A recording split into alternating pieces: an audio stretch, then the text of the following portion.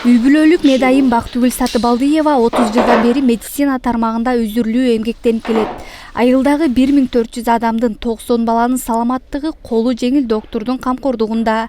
Айылдык ооруканада түзүлгөн шарт айлык маяналардын көтөрүлүүсү алардын ишке болгон берилүүсүн ого бетер күчөттү. 4 медсестра иштейбиз, айылды 4кө бөлүп алганбыз. Ар бирибиздин өзүбүздүн участогубуз бар, ошону тейлейбиз. Ар бирибиздин өзүбүздүн участогубузда кош бойлуулар бар, кары картаңдар бар. Түнкү чакыруулар болот. Эми азыр мурун аябай машина катал кезде, мурунку заманда аябай катал болчу. Азыр болсо ар ким өзүн өзү тейлеп эле, түнкү вызовдор азыраак да. Бирок эми анда-санда жанагындай төрөт болуп калат, жанагындай острый живот, ичи ооругандар болуп калат. Ошолорду вызовко барабыз күн-түн ошо. Түн оорусуна карабайт да оору. Бул Ат башы районунун Баш Кайыңды айылында жайгашкан Осмон Мусаканов атындагы фельдшердик акушердик пункт. Мындагы 4 медайым айылдагы 6000ден ашык калкты тейлесе, бирөөсү окуучулардын саламаттыгына кам көрөт. 14 000 сом маян алып келген мындагы медиктер азыр 30 000ден ашык эмгек акы алып жатышыптыр. Эмгегибиз бааланып атат. Мурун болсо мен 14-15 000 сом алчумун айлык. Анан 2022 жылдын апрель айынан баштап зарплатабыз көтөрүлүп, азыр Кудайга шүгүр 30 000ге көтөрүлдү. Эмгек акыбыз бааланып атат деп ойлойм. Разыбыз, ошол эмгек акыбыз бааланып, ошого жараша иштеп атабыз. Разыбыз, нааразы болгон киши жок. Келген бейтаптарды тейлөөдө ФАПтын имаратындагы шарт да жакшырган. Дары-дармек, медициналык жабдыктардын баары жетиштүү. Оорулууга алгачкы тез жардамды өз учурунда көрсөткөнгө толук мүмкүнчүлүктөр каралган. Фельдшер айым кемчиликтер жок деп билдирди.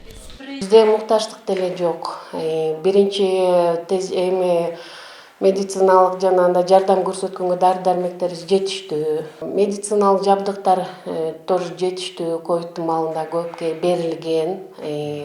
Азыр бизде 4 концентрат бар, небулайзерыбыз бар. Пульсоксимерлерибиз жетиштүү.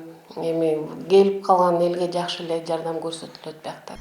Ат башы Кыргызстандагы бийик тоолуу жана алыскы аймактардын катарына кирет. Мал киндиктүү калктын негизги жумушу мал чарбачылыгына байланыштуу. Айылда, мектепте, бала бакчада же ооруканада иштеп оокат кылгандар да бар. Мурункуга салыштырмалуу айылдагы жашоо шарт жакшы жакка өзгөрдү дейт тургундар. 4-5 баласы бар бери жагы. Ошонун баарын кийинтип, ошонун баарын тамактандырып, ошонун баарын окутуп дегендей. Анан кайра жашоодо тамак аш керек, кийим-кечек керек, анан үй керек. Анан азыр ат минбей калды да, жалаңда машина минип калды. Кудайга шүгүр, ар бир үйдө астында 2ден, артында эле 1ден жеңил машина эле болуп алышты. Ат минип бастырган жигитти көрбөйсүң, бүт эле койкоктоп эле.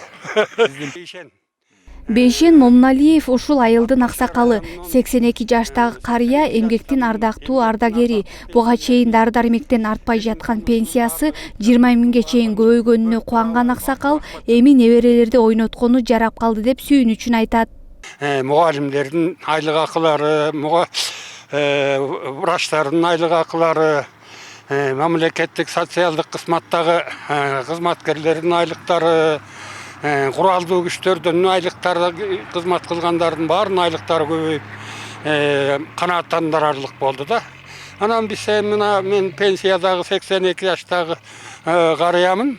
Ошо жыл сайын көбөйтүп, асастан көбөйтүп келчү.